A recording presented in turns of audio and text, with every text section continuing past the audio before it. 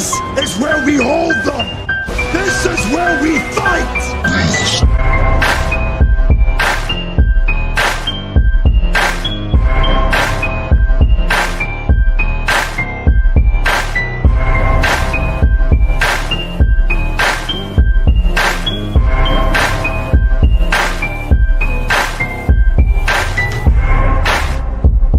You are now listening to Sweep the Rack podcast featuring Brooklyn Rob and Big Mike.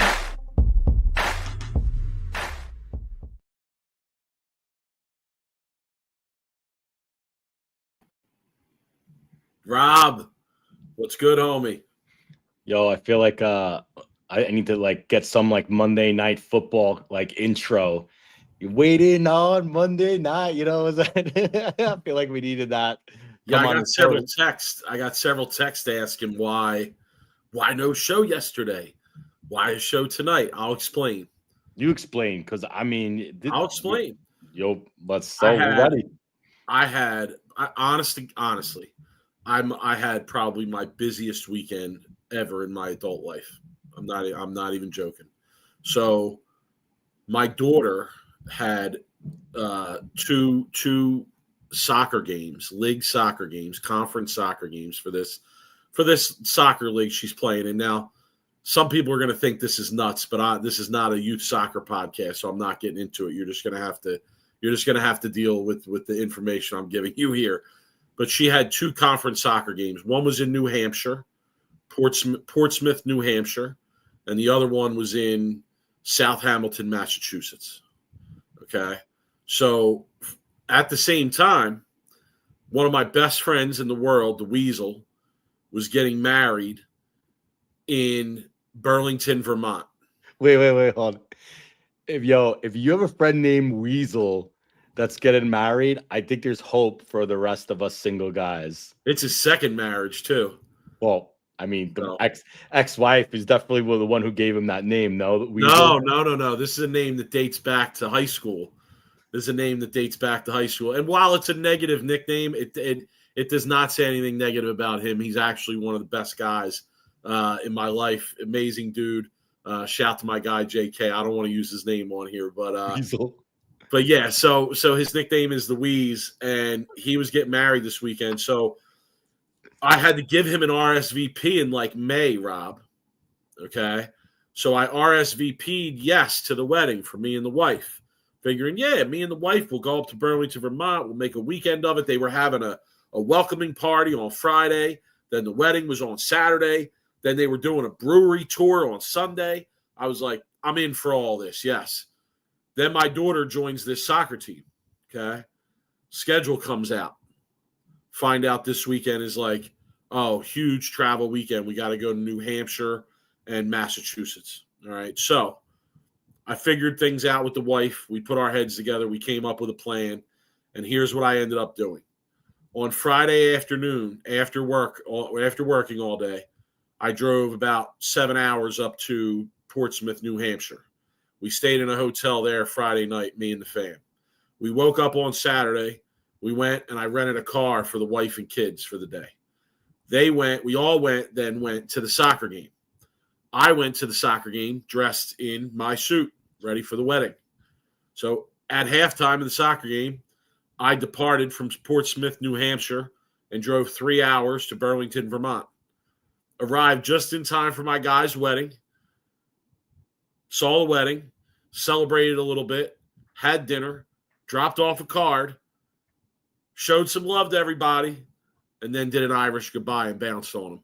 Drove 3 hours back to New Hampshire that night. Got back to the hotel, went to bed, etc. Got up the next day, returned the rental car, drove an hour south to the game in Massachusetts, played that game, and then drove 7 hours home with traffic to Jersey last night, arriving here around 9 o'clock. So, man, I got off tomorrow, and I'm happy about that. So we're here tonight because I had a crazy weekend and just couldn't do the show last night. Just couldn't make it happen. I apologize. I'm sorry. But we're here tonight because I got off tomorrow, Jewish holiday. So we're off tomorrow here in New Jersey for public schools. I'm sure it's the case with most people. And I'll enjoy my day off tomorrow, relaxing and recouping from my busy weekend. I went into work today, no problem. And I got a 4-way parlay rolling into tonight's Monday night game, 6-1. Let's go. I need the Lions plus 5.5. Let's do it. What's up, Jimmy from the Re-Intenses? Kid Travel Soccer is around. Hey. Yeah, I have a lot of friends who have kids in soccer, and it's crazy. Dance too is another racket. Mike's in all the rackets. Any of it is, okay? Any of it is. Let's be honest. Anything got that all the involves rackets. kids, parents are going to spend whatever money necessary, okay? That's just the way it is. I mean, listen, we support our kids. You're going to fault me for supporting my kid? Fault me for supporting my kid. That's fine. I'm not. Hey. Listen, I enjoy it. I enjoy it. So if Mike knew what I did this weekend, he might literally lose his stuff on air. But I don't want to get into it. But it had a lot of nothing, a lot of football. I want to know off the air.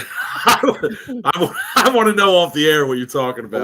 A lot Don't of tell me tonight though, because I want to enjoy the football game. Tell me tomorrow. A lot of NFL, a lot of absolutely nothing. Just being a single guy. I tell people all the time that I have several people in my life who are single, no kids, never been married. And I got to tell you something. You just live an amazing life. I'm not going to lie to you. I listen, the grass is always greener on the other side. I hear you. We could sit here and debate this forever, right? It is. But there's a lot of positives on that side that I see. There is. I wouldn't want it any other way for me personally, but I'm just saying, I look at somebody like you and the life you live and the fact that, you can do whatever you want, whenever you want, and you don't really have to answer to anybody. I mean, that's a lot of freedom, man. Not a lot of people have that level of freedom, and that's to be, it's to be enjoyed. So it is. So, all right, Mike, let's talk about league. You both get the bowl league this week. Let's get into some bowling, right? This is what this podcast is about, bowling. Yes, Nico, high-end bowling league. I jumped on. Actually, you know what? I'm gonna put it this way. There were two guys. There were two guys who had a third already, but their third was sort of iffy. He's. I think he has a job situation going on for the fall portion of the year, right? And they needed a solid third, so they were nice enough to let me jump in. Now, whether that means I'm going to bowl the whole season or not, we haven't really discussed. We haven't really figured out exactly how we're going to go about things here. But for now, I am bowling. I missed the first week because I didn't have a team. I bowled the second week, and we bowled on the long pattern. And I threw it great. I felt awesome about how I bowled. I think I only shot about 540. Which wasn't great, and I missed several spares. But in terms of my execution and how I played them, I felt really good about the way that I bowled. I haven't talked to the people that I'm bowling with. I gotta have a conversation with them before I use their names on air. But one of them is a regional bowler who bowls a lot of the Eastern Region tournaments and bowls a lot of the sports stuff around our area that a lot of people who listen to this podcast would know.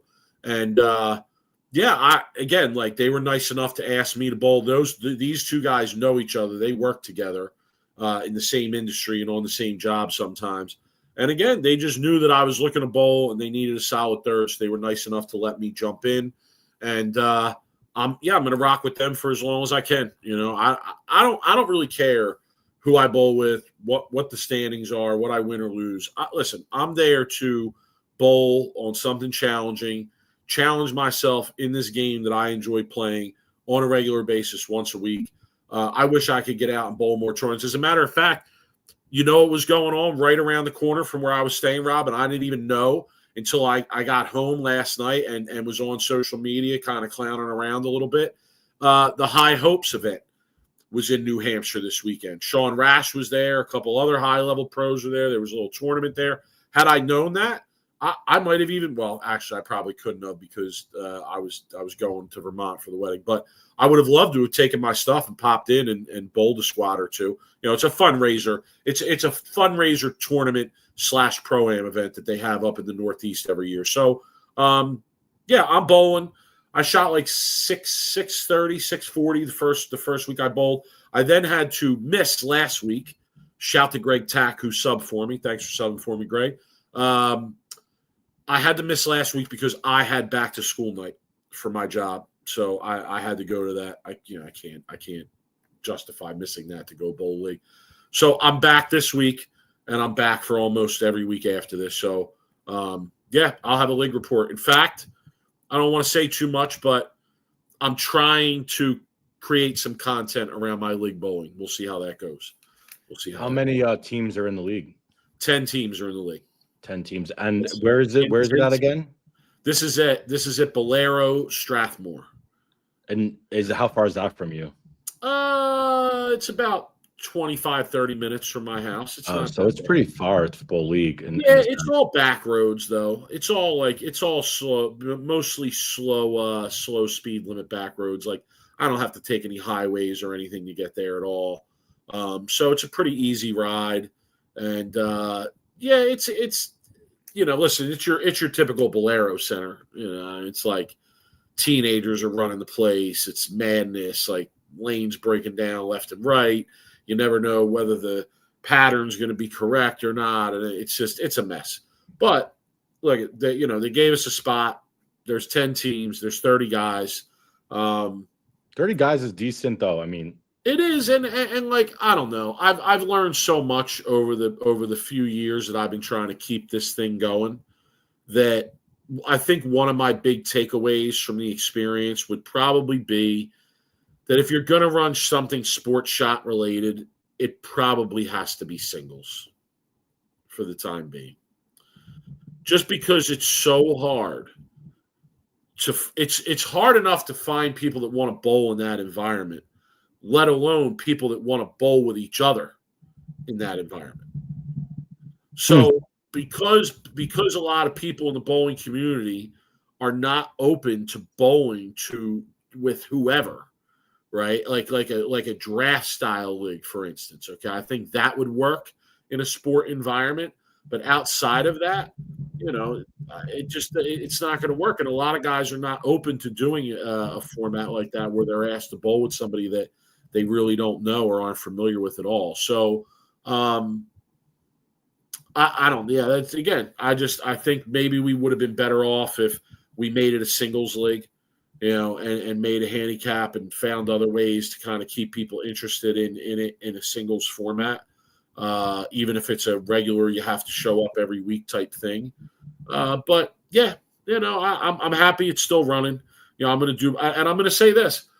We had a couple. I'm so happy about this too. And again, I'll ask these people if it's cool if I mention their name on here, but we had a couple people come out to bowl this league this year that are really good, really highly respected, really accomplished bowlers in the local bowling community. And honestly, that's awesome to see. And I went up to them the first week that I bowled and I told them, yo, it's good to have you here. And I'm happy that you're bowling this league, and I respect the fact that you're bowling this league because we need people like you to bowl this league. And when people like you bowl this league, it gives the league credence, and it lets other bowlers who know that this is a serious league that people should probably be bowling if they really want to prove themselves as a high level bowler, right?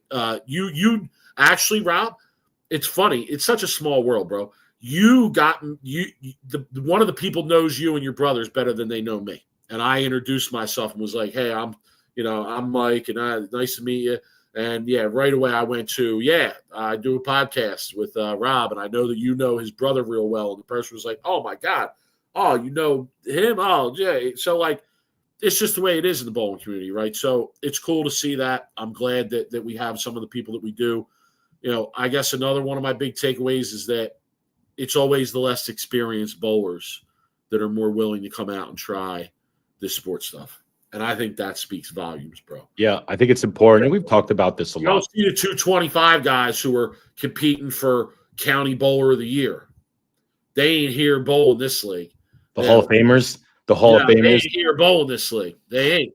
But the 205 guy, who's interested in the game and wants to learn more about this side of the game is their bowling. And you know what?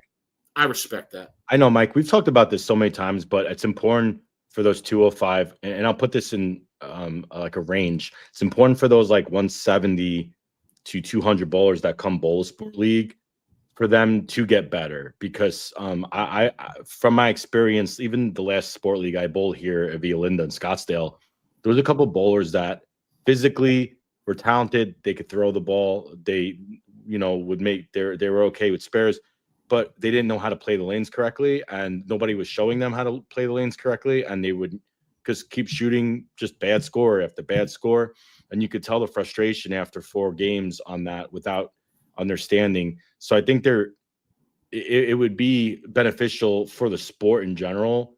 And I don't know how the bowling would be able to do it, but it would be important for those guys like you talk about who come out, those high level guys who know what they're doing, to not be afraid to ask those people if, hey, would you be open for some advice? And I think that's how people need to approach a lot of these bowlers. Hey, not. Wait until I tell you who the person is off air. Your mind's going to be blown. Yeah. So like that would be the important part. And if I ever wanted to give advice to somebody with them not asking it, and I've made some really good friends in the bowling world from my league, sport league specifically, by going to them after the league was over and sitting down with them and not ever talking to these people. One of them is still to this day one of my really close friends. I went over to him and I said, yo, like, I don't know you. I've never met you, but would you be open for some advice? And he looked at me and his eyes just got so big, because here I am like averaging whatever, like 205 to 215 on a sport league.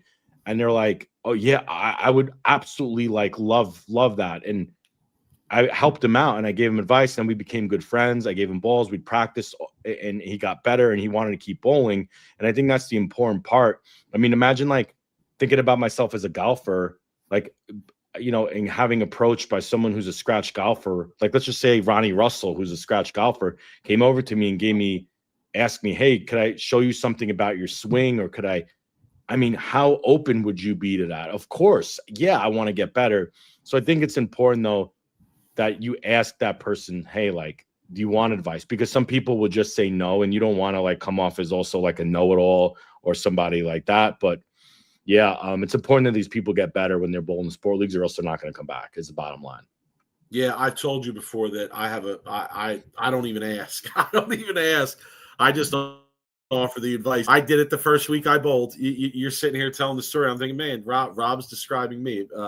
There was a guy that was bowling against us on our pair, and yeah, he was a good spare shooter actually, so he was bowling pretty good for the night, but he was struggling to strike. I mean, the strikes were hard to come by for him. And after a game and a half, I was watching him struggle, and sometimes I'm like, should I say anything? Because like I'm bowling against them, and it's not really the most competitive thing to be like, hey, you should try this and see if you have any success with it. It might work. And I went to him and I was like, hey, man, I'm like, let me ask you something. I'm like, do you happen to have a ball in your bag that has a little bit of surface on it? Maybe you feel like it rolls a little earlier on the lane. He's like, yeah, I do. I said, throw that a couple frames. See how it goes. I said, what's happening is, the ball's not picking up, and that's why you're struggling to strike. Your ball, you need something that's going to roll a little bit earlier, grab the surface of the lane a little earlier. So he switches this ball. I swear to God, first shot, bang. Right in the hole, strikes. Next one, strikes. Now he's bowling good. When that happens, Rob, people couldn't be more appreciative. They feel like you demystified something for them, right? And really, you didn't, right? All you did was give them a simple piece of advice that 1,000 bowlers out there could give them. Any pro shop guy could give them, but because the game is so hard at that level, a lot of times they do feel like you kind of demystify something for them. I use a good example is like one of the biggest mistakes I see people who are bowling sport shots, especially short patterns, is when they see their ball hooking, they instantly want to move left. And I see that all the time where people are, they think they're playing right on a short pattern, but they're actually like their ball's not getting further right than 15. Because they're not comfortable playing outside of 10 or even 5. And here I am like with a purple hammer shooting 950 with my eyes closed on 5. And I see somebody who throws it pretty good, trying to use a performance ball and stand 15 to 20 and just throw it at the gutter. And anybody who knows who's played on a sport short pattern knows that if you're using these new urethane balls playing outside of 5 and you have a good look, it's impossible to beat someone who could do that playing something using this big asymmetrical or shiny symmetrical performance ball playing left of 20 and trying to like feed it to the gutter, because that's how the house shots. But it's tough because if you bowl on a short for like 3 weeks straight and this person is just continuously doing the same thing and not scoring, and no one's showing them where to go or what to do, like those type of bowlers, they get frustrated. They don't score better. They don't know really what to do. They're afraid to ask, and ends up where there's a lot of these people don't come back and they end up just staying on a house league and they become like what you hate about bowling, right? Though that's the bowler you hate. But you don't know, some of those bowlers may have tried and they just never had the right advice or never got the right like coaching and end up like just they don't want to do it again because they don't know. And it's important for these people to get better and to learn so that they can have that eye-opening moment like your guy had throwing a sand and ball. Or my person that I help, like, hey, like maybe you should try to play right or play right of 10. Or if you're not comfortable, practice. But yeah, it's important to see these bowlers getting better and to improve so they can start like getting that bowling bug, because that's when you get the bug, right? Hate's such a strong word, Rob. You have to use. Oh, you hate them. No, you hate them. And that's to be clear, that's not who I hate. Who I hate is the person who's not even willing to try it. Yeah, but that's the thing is, you tries it, it's not their thing. All right, you tried it. I get it. Yeah, it's not for everybody. But gotcha. The people who won't even try it, hate's still a strong word, but no. Disrespect maybe. But anyway, all right. Let's talk about some league. Rob, since we've been on, it's the start of league season. Oh, great. Yeah. Start of league season. It's every bowler's favorite time of the year. Let's be honest. The pro shops for sure. Oh, definitely. No question. The bowling ball companies in general. It's like bowling ball Christmas out here at the beginning of the league season. Okay. There's a lot of things I love about the beginning of the league season. Rob, can we talk about this for a minute? Can we go down this road of things we love about the opening of league season? Like what's I'll let you speak first, since I could go on and on about this, okay. But okay. What's one thing you love about league season being back? Now that the league season's back, this is back, and you're happy about this. I think one of the greatest things about league starting is the entertainment factor of the league meeting. Oh, what league meeting are you going to? These league meetings aren't entertaining at all. Well, I mean, entertaining in the fact where, like, if you get in a good league meeting where everybody thinks they know what's great, what's best for the league. Oh boy. And and I've been to those league meetings where specifically they start bringing up like the handicap percentage. And I've been in league meetings where they've tried to and succeeded to raise the handicap to shut high average players out of the league. Like, by shutting them out, I mean like making the handicap so much that somebody who has a 230 or 235 average has no chance in the league, when prior the handicap was a lot lower. Stuff like that has happened in a bunch of league meetings. Complaining about stuff. We had never even like starting the league and already people complaining. Just everybody has opinion about something. Nothing ever gets done. The league ends up like the first week, you end up finishing like 30 to 45 minutes later because everybody has to say something about something.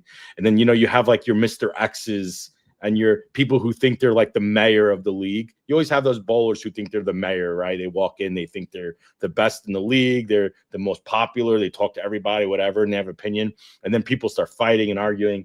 So it's always the fun part. I always go into love to sit through the league meeting and be like, okay, like what do we get in this year? So anyway, that's one of my favorite parts of like league, the new leagues starting. All right. I got to go here. First if I'm going anywhere. The league goes through me, Jimmy says in the chat. Yeah, pretty much. The mayor of the league. Everyone has a mayor of the league. I find it funny that leagues around here have to elect a sergeant at arms. What's the sergeant at arms? Do we really need a sergeant at arms for our bowling leagues? Could you explain what that even is? I I don't don't even know even what that know, is. but it just sounds like something you don't need. It just sounds like something you don't need. Sergeant of Like, Arms. Sergeant at Arms, and like, is this the league from the Big Lebowski where a dude's going to pull out a gun over a foul? Is that why we need a Sergeant at Arms? It's like a I mean, security I don't know. officer. I'm just asking. That's it. So one of my favorite things about the start of league, I'm going to go here, is the average management people. Okay, Average management.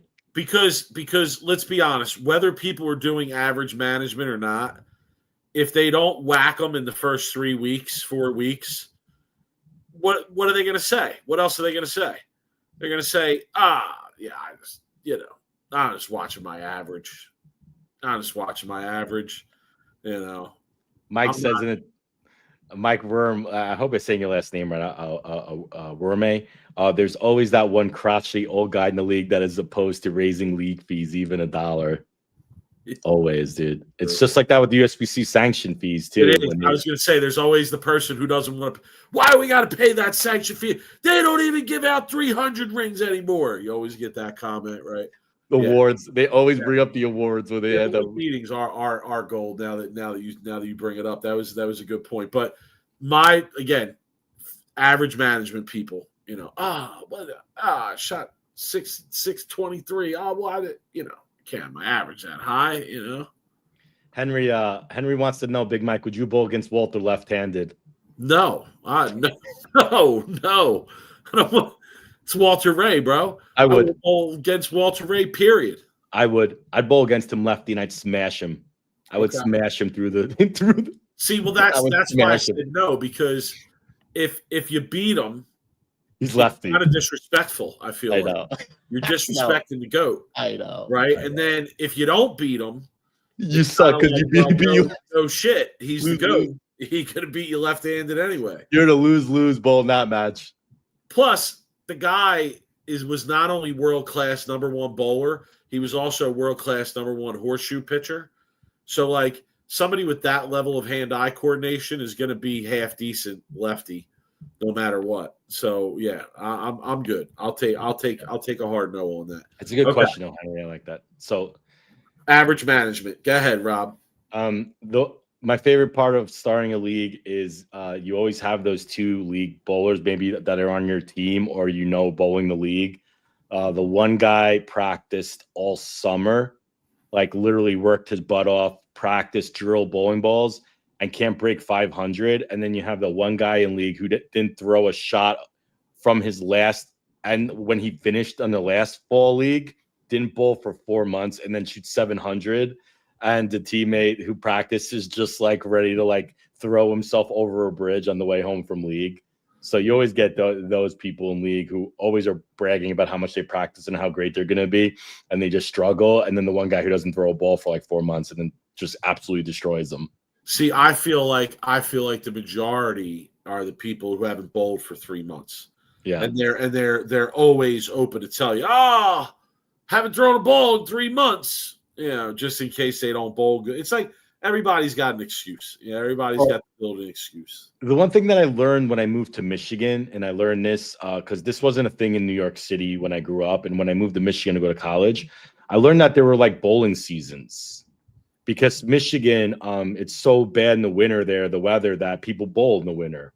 And then when the summer hit, nobody wanted to be in the bowling alley because the summer was only 3 months or 4 months in Michigan. So people wouldn't bowl and they would be outdoors. They would be hunting, camping, hiking, doing all the Michigan fun things on the lake, boating, sailing, whatever. Right. And then they would come back for the league in the fall. But when we grew up in New York City, bowling season was 24/7 when we grew up. It didn't matter. Rain, snow, sleet, tornadoes, blizzards, summertime. We were bowling all the time. And that's just how it was. Leagues, summer leagues, spring leagues, fall leagues, junior tournaments, JV, whatever it was, right? So like that's the one thing I did learn. Depending on where you live, there's a lot of people like that who don't bowl in the summers. They'd rather be outdoors, and I don't blame them. Okay, I got to give a shout to Mama Mia and Papa Pia. I mean, these are some of my favorite people coming back to the league every year. It's those people who bring the same bowling ball they've had for 20 years. They never got a new ball. They ain't there. They don't care about how they bowl. They'll tell you too. They'll tell you about that bowling ball. They will brag up and down that they haven't drilled the ball in 20 years. Yep. Yes, they will. If you ask them, is that the original version of that? They will proudly tell you, yes, it is. Yes, with their initials on it, right? Yep. Well, the initials are definitely on there. And haven't replaced the inserts in 20 years. They're using the same inserts. Like they don't come for the competition. They're not, they ain't very good. They know this. They're just there because they enjoy the people. They enjoy the company. They enjoy the snacks, the drinks, maybe. I just got to give a shout to Mama Mia and Papa P. They get in there. They get in there a few brackets or their little pot each week. They get beat up on by the handicap dumpers, and they might know it, but they're okay with it. But shout to Mama Mia and Papa P. I love when they come back to the bowling alley at the return of the fall season. I think hearing old stories from them too, always like asking questions, like, "Hey, like," and they'll tell you about the time they bowled against Earl Anthony in a 1968 tournament somewhere, and they would use the rubber or whatever it was, and they would tell us some great stories about. Or if you talk to someone who was really good back then, you could hear some really interesting stories. The pro shop was always the place to hear those. No doubt. Community, Jimmy, I love those people just there for the community. Jimmy, I grew up around so many of those bowlers that were so good or still were good and you could hear stories on stories about some of the best like action stories, some of the best league stories, action after league, which is a forgotten thing these days. I don't know a lot of leagues where they have action matches after. But man, where I grew up in Rainbow Lanes in Brooklyn, they had a Wednesday night league. There was an action match every week after league, and I used to go down there just to watch sometimes, and it was incredible. And if anybody doesn't know Rainbow Lanes from Brooklyn, it was where Bob Simonelli Sr. owned it. Mark Roth owned it. It was originally Mark Roth Lanes in Brooklyn, and I think they were partners or had a piece, whatever. And man, what a 4 levels, Mike. Yeah, you remember? I don't know if you ever seen those bowling alleys where you had two sides, lower level and upper level. And in order to get there was no elevators. You were hauling upstairs, right? Old school, no computers. The good type, the stuff that you remember as a kid, the nostalgia type. No doubt. New ball guy. Oh, that was my next one. New ball guy. You got love for new ball guy, or you can't stand new ball guy? Come on, you all know who we're talking about. We're talking about the guy who shows up to the first night of league, and he's got a whole new arsenal. He's got every new ball that's come out. He's ready to go. He's talking about what ball he's going to use game 1, game 2, game 3. He's already thinking about what ball he's going to transition to next week.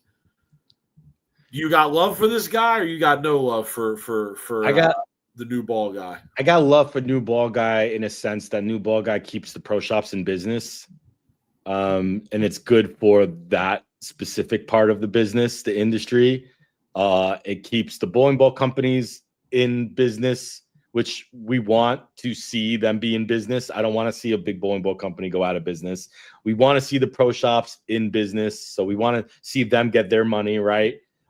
Is it good though for the sport in a sense? I've been on the record. I even shared something that J.R. Raymond posted today on Facebook about how he will turn away a lot of business because these people need to learn how to actually like bowl. So for that end of it, I can kind of be against new ball guy because I'd like to see new ball guy, instead of being new ball guy, actually come in and say that he actually went to get lessons from someone or actually learn how to bowl before he became new ball guy. But I think there's goods and bads to it. Okay. Anybody else? Anything else you're feeling good about with the return of the league season, Rob? I think I got and my only other thing about the league season is, and I plead for people to hear this that run leagues, and I know it'll never happen because bowling centers want to pack us in like sardines. But can we stop with the 5-man team leagues? Can we just put an end to this debauchery that is a 5-man team league? I understand, right? More people, the more business, the more alcohol, the more food. But I mean, for the love of my sanity, I will never ever bowl a 5-man team league in my life ever again. Nobody wants to be in that center for 3 hours after a work. Well, maybe people who are married and have kids who don't like their wives or hate their kids want to be out of the bowling alley for that long. But me personally, like, I don't want to be sitting there waiting 15 minutes in between a shot. I think that's the hardest part of it. We did it for college. It was miserable. I don't want to do it for league anymore. Another thing I love about the return of league, multiple league guy. Oh, the 5-man league. The guy who's bowling 5 leagues a week. Multiple league guy. Yeah, you have these conversations. Oh, how many leagues you bowling? Oh, I'm bowling 5. 5. Yeah, I'm bowling 5. Bowl Mondays, Tuesdays, Wednesdays, Thursdays, Fridays, Sundays. Bowling 5. Bowling 5 leagues. Dude, that's another guy that's great for the bowling industry. Talk about spending money and keeping your bowling alley in business. Man, that's just, it's too much for me, bro. I ask people, yo, how you have the time to bowl that many leagues? They're not married, have no kids. How you free that many nights a week, bro? That's crazy. God bless you. The mayor of the bowling alley has time to do that. I mean, that's how you become the mayor, I guess, right? I don't know. I always look at it like I always look at it as if those are the people who are really hustling. No, I mean, because I don't think, like, to me, most of the people I know that answer that question and say I bowl 4 or 5 leagues a week, like, they're doing it as a hustle. They're trying to win all those leagues. They're trying to cash in at the end of the year where, like, come the end of the year, they get $10,000, worth of prize money for all these leagues that they're bowling in, right? I want to bring this comment up. Tom of Little House, new name. Appreciate joining. I belong to a Tuesday night league that fills the house every year. 32 teams and teams on the waiting list to join. It's a 5-man. There's a lot of those leagues out there, and look, a lot of people bowl them. I'm not saying that. I'm just saying, for me personally, 5-man leagues, they suck. It takes way too much time to bowl. I don't want to be near it. He's just saying your league sucks, Tom. Tom of Little House. It should be Tom of Packed House. Your opinion. It should be Tom of Packed House of sardines and I don't care how many people you got on the waiting list, Tom. Okay. You know what I need? You know what I need, guys? Tom, Rob, you know what I need? I need a 5-man league on sport. Okay? Oh, miserable. Miserable. Talk about 3.5 hours to bowl. 5 hours. 5 hours. 3.5. 3.5 would be a good night. It would be 5 hours, son. I'm serious.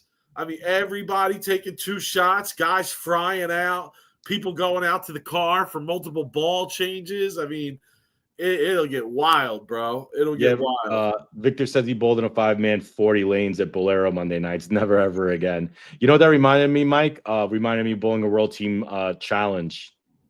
Okay. Those were 5-man on brutal shot, and it would take hours. The only difference is you were bowling for a lot of money, so you could deal with you had, and it was a team, and you were really like trying to figure out adjustments. And college, the time would go a lot quicker because you were really vested in your team and what you were doing because you really wanted to win. But when you bowl a 5-man league, I mean, you're just like, whatever, in a sense, right? Like, yeah, whatever. I'm just trying to get out of here. Like, it's already 10 o'clock and I got to be up in 6 hours. Can we get this moving? Right. Oh, here's my other person that I hate in league. Mike. Hold on. I have one more point. Okay. We love talking about frustration, rage, and depression with sports shots. Am I right that a 5-man league on a sports shot, would that be the height of frustration, rage, and depression, because you have to sit there and wallow in your frustration, rage, and depression for so long after every shot that it makes it max frustration, rage, and depression? And I'm getting the word wrong, but you all follow. You couldn't pay me to bowl the league for free and let me keep my prize fund 100% at the end of the year to bowl a 36 5-man sport league. You couldn't pay me. Like, I would not do it for free, and I would not do it even if you gave me 100% of the prize funds. Like, that's like a prison sentence. I'd be sitting there tallying the days off of on my wall when I would wake up in the morning of how many weeks until the league was over. But that just shows you like how like I'm not a big league guy in a sense. All right, my frustration, rage, and depression. That's the actual real quote from the best worst of the week ever. But go ahead. My guy that I can't stand, I hate, is the guy who talks and finishes a whole conversation when it's his turn to bowl. You know, the guy who, like, you're bowling a 5-man league and it's already a 3-hour league and it's this person's time, and you look and they're nowhere to be found and they're 10 lanes over having a huge conversation with someone and they're not paying attention, and you either have to go tell them it's their turn or you just sit there and patiently wait while this person decides to finish talking about his fantasy football team or something else. And then eventually he goes over, throws a shot, and then what does he do? Then he goes back to this person, has another conversation, and then it's his turn. And then all of a sudden it's going from 3 hours to 4 hours to bowl. Well, let's be honest, there's different versions of that guy. Okay. Right? There's that guy, you're right, who's talking to his buddy, right? There's that guy who's flirting with someone, right? A few lanes away, okay? There's that guy who's drinking. There's the version of that guy, he's never around because he's always getting a drink, next beer, always sharing a beer with somebody. There's that guy who's never around because he's smoking. That's what Victor said in the chat. Guys that are always outside, they're always outside smoking, right? Can't smoke until smoking.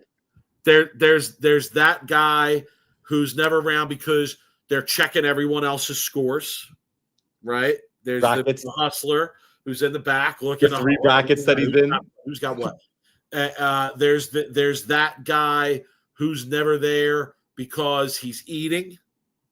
Okay, the food in the back. The guys that bring in they bring in a bunch of trays. They have a whole spread in the back.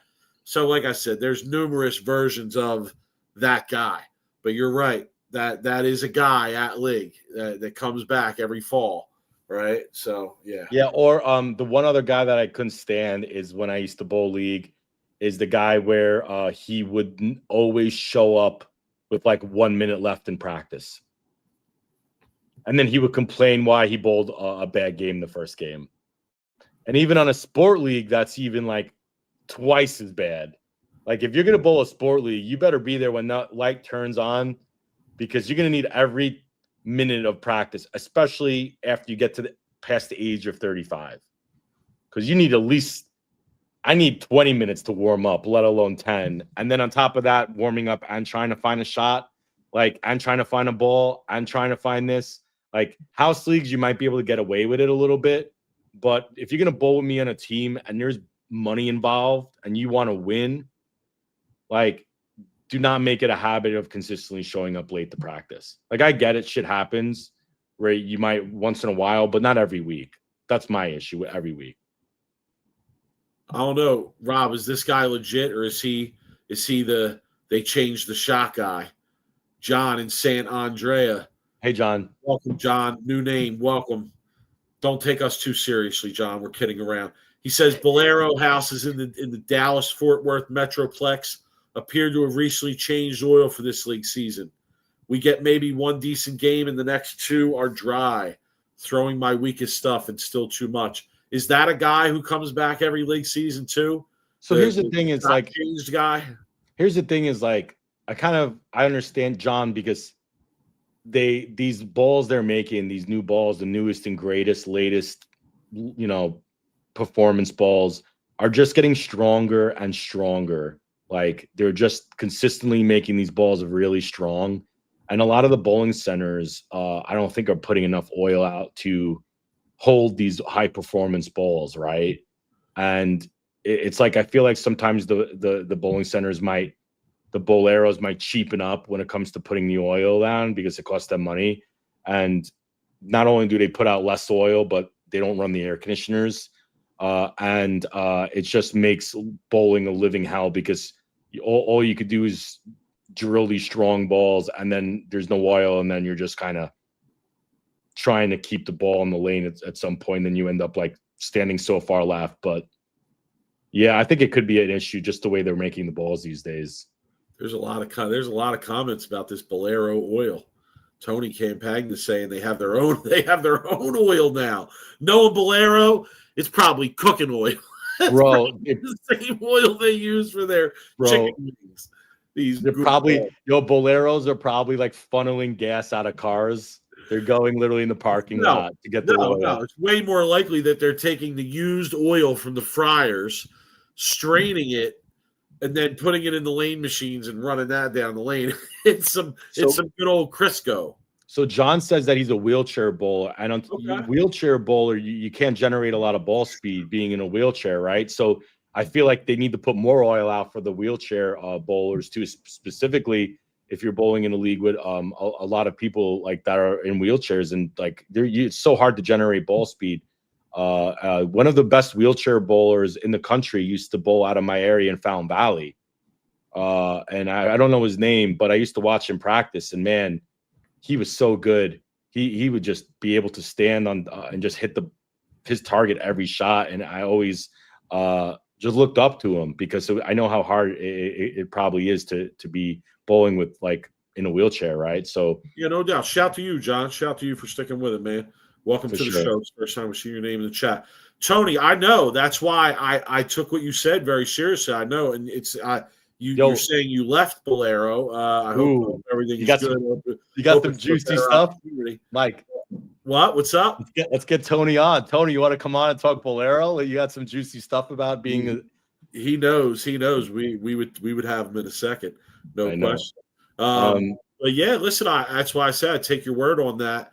That's interesting. You know, is there any info you can give the viewers about the oil that they're using, like compared to like a actual legit oil that, like, let's just say Kegel's using? I'd be interested to hear that. They're just wrecking the game, bro. Wrecking it. It's just a wrecking ball coming through the industry. It's crazy. Anyway, all right, Mike. Let's talk a bowling documentary real quick before we. You want to get into the bowling documentary? Well, I want to know where it's at. I want to know what's going on with it, right? Nico, super fan. Much love for you, Nico. Nico mentioned earlier about when are we going to see the PBA schedule? Are we going to see it by October? Are we going to see it by November? I don't know. You know, I'm thinking the same thing, Nico. When are we going to see it? But the other question I've been thinking about is, where's this documentary, right? Because, like, you would want it out there sometime soon, right? Like before the season starts, you would think. So it's just a thought that I had, you know. The documentary takes time. I'm not a documentary producer. I'm not a documentary editor, but video editing is a very timely deal, and putting a show together, I'd imagine, is very time consuming.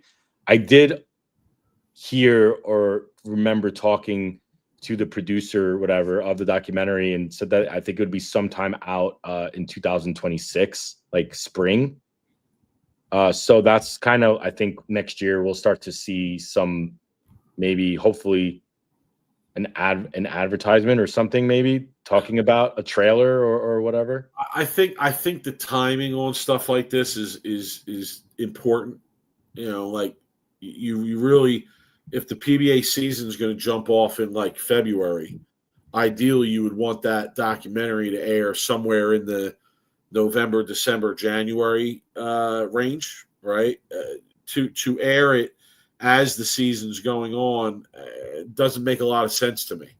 Yeah, because then it's like everybody's playing catch up, and like they're watching what happened last year while this year's going on. And then when that documentary finishes and they want to come watch this year's already almost wrapped up, right? If people have interest in the documentary, we can generate something from that.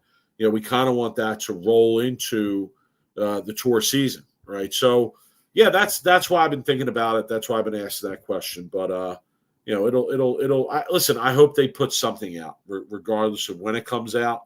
I hope they put something out.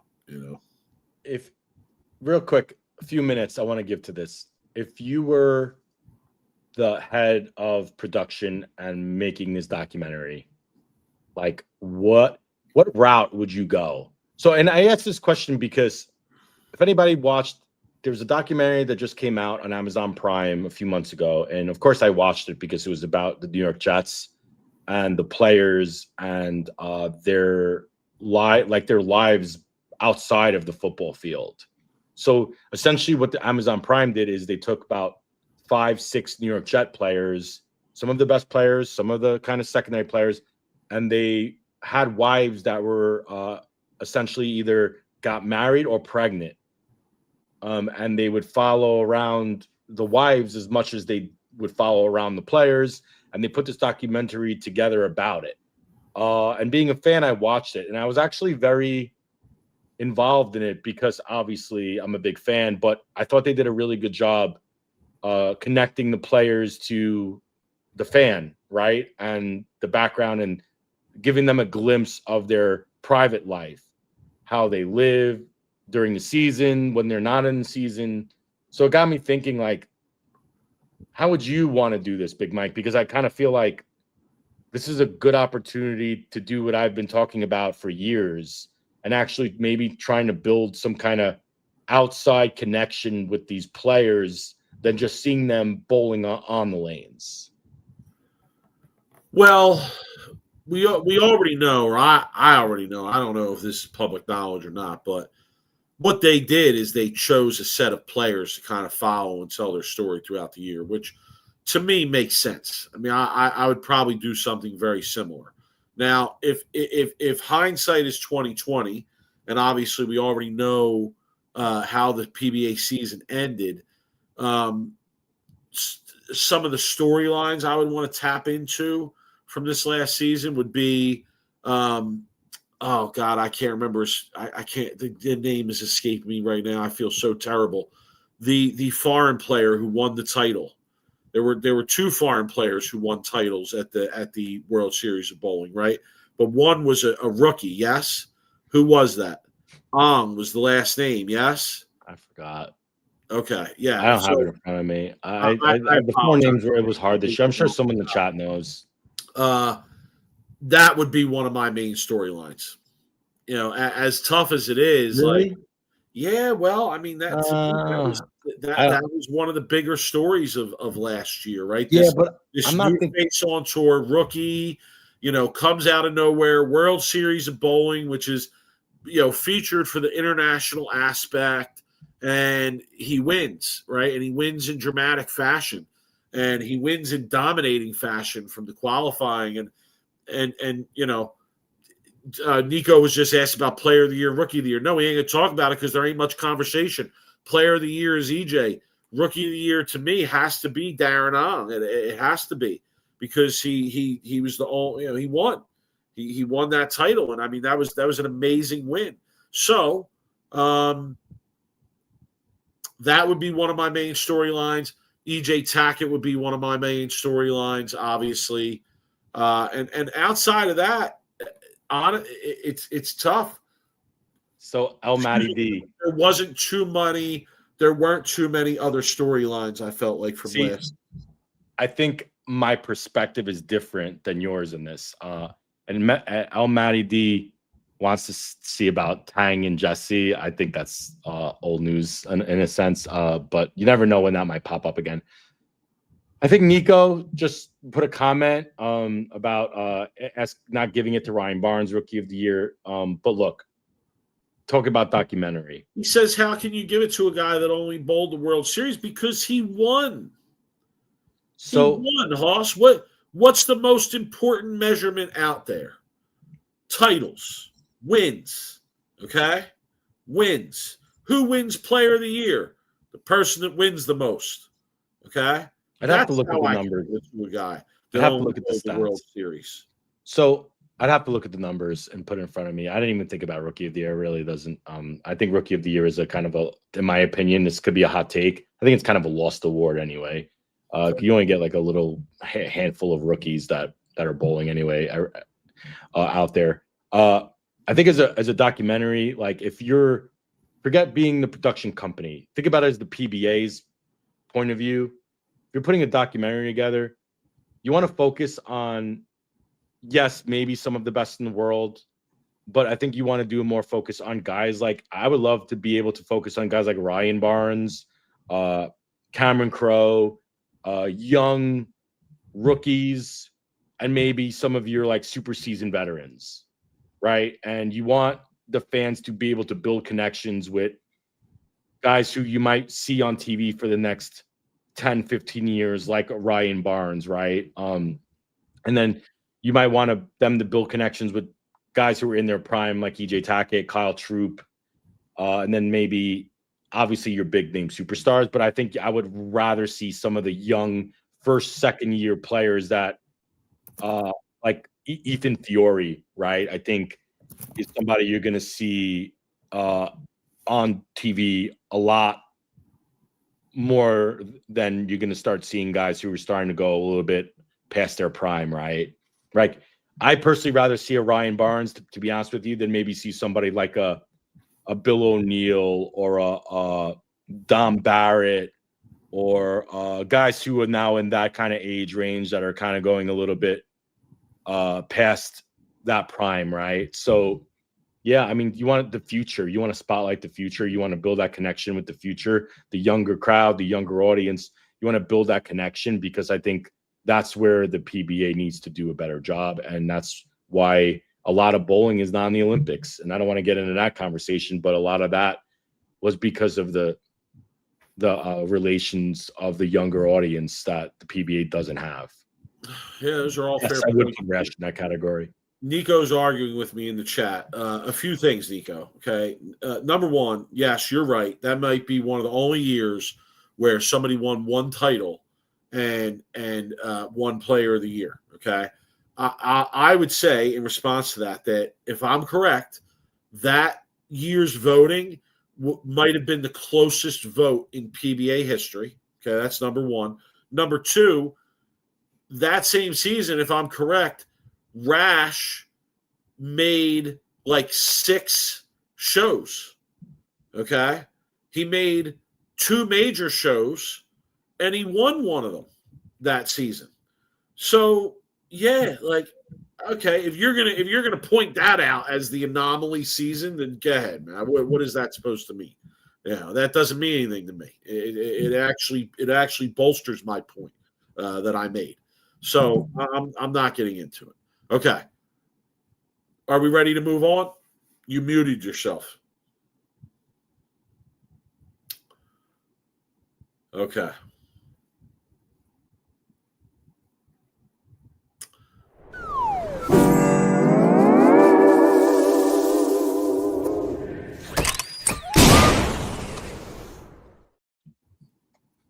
Can you hear me? Yeah, we can hear you now. We got you back. Yeah. Cool. All right, Mike. My worst of the week is a quick worst of the week. I saw a couple of clips of the new bowling video game, Mike. And I'm not super excited about it. Just because, man, like the graphics just look bad, Mike. Like I thought at this point where we are just being a video game like person, like I've grew up on video games. I still play some video games till this day. And Lord, like they couldn't have done a like better job like with some of the graphics. It looks like the like Sega Genesis type like people they used to use in like these sports games. Right. And Bill doesn't look like himself. I'm hoping the gameplay and the pins and how you bowl is the game actually plays better than it looks. But I was disappointed in some of the graphics that were put together. But I mean, I guess like I don't think they probably had a whole big budget, right, to use probably to make this video game either. So I guess beggars can't be choosers.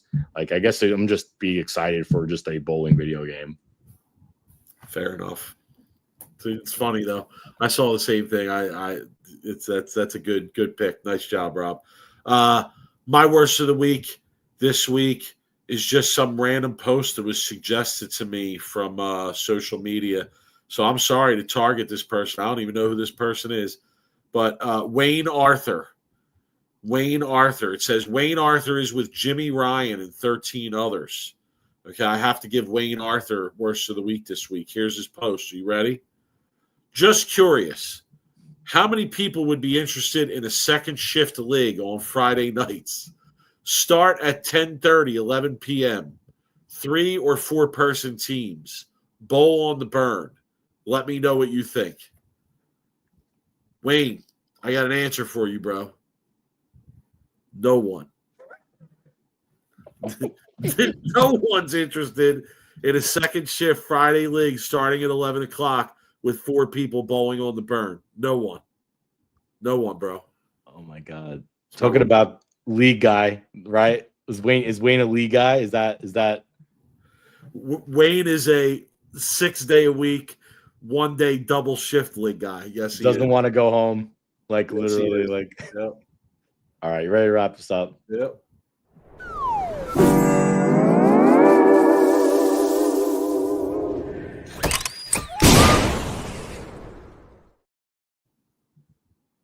All right, Rob, final thoughts?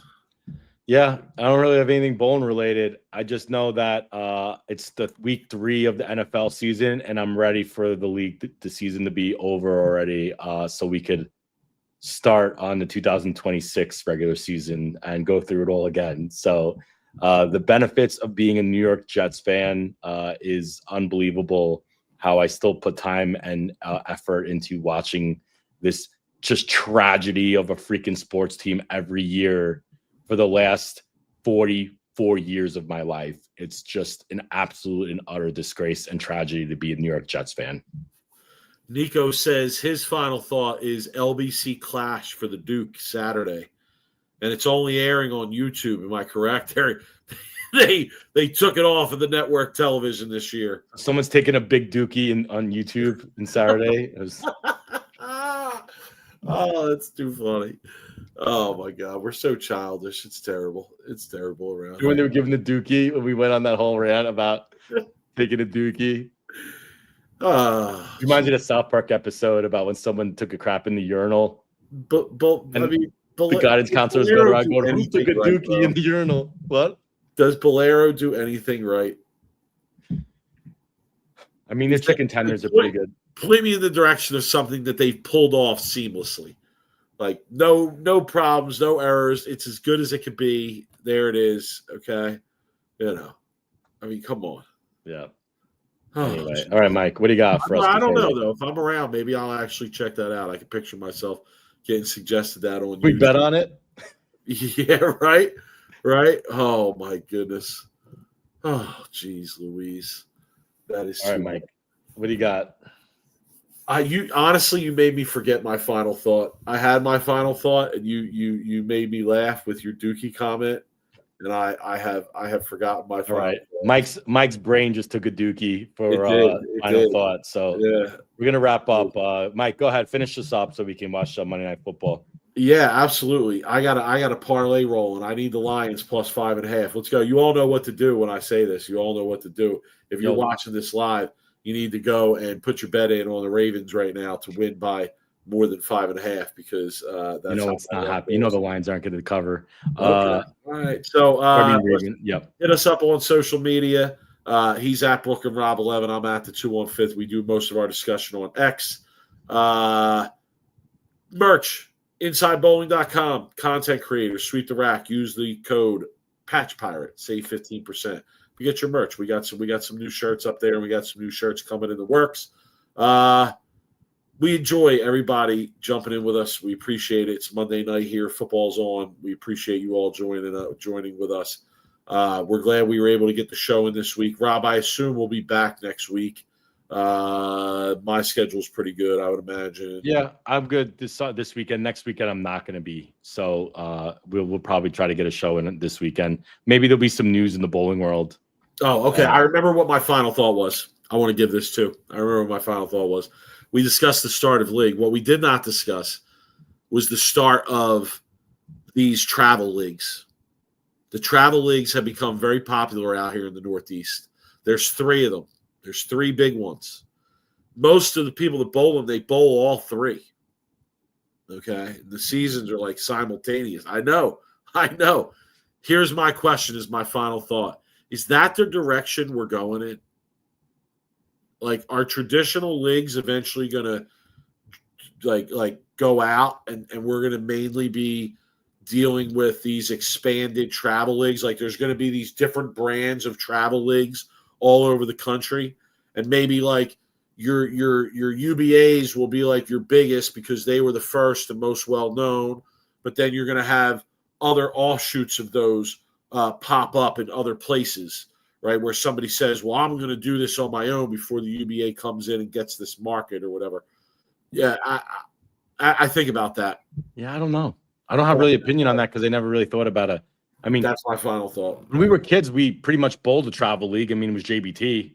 I mean, it was a singles league. Yeah, that was singles though. This is more your traditional league format, right? But in a travel environment, with the fancy jersey, the fancy shirts and team names. I don't mind it. I mean, obviously, we could talk more about like what kind of patterns they're putting out, but obviously they're house patterns. No, that's the idea I have, is I would like to start something like that, but it's sport, and it's for like really serious people that want to come and bowl. And then you get like 8 people.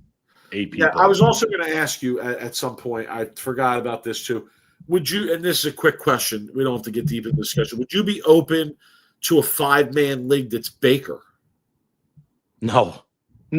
Okay. Absolutely not. Okay. No. All right. No, okay. Because I mean, you're going there and you're like you don't even know, like you're judging how you're bowling based on like shots. Oh, I struck 8 out of 10 shots. I struck 6 out of 10 shots. It's just like Baker was. It was fun when you bowled college, and it was fun because you already bowled your like regular games, and you had your singles awards and you had your all that stuff. But like a strictly Baker league, it's just like you could throw 36 out of 36 strikes and no one would ever know that you bowled 900. So I would love a Baker league. I'd bowl a Baker league in a second. I think it'd be quick, it'd be enjoyable, it's fast paced. You're up every few shots. You know. Finals maybe. No, not happening. All right, no doubt. All right, we're gonna wrap it up. Enjoy Monday Night Football. We'll talk to everybody next week. Later, guys. Later.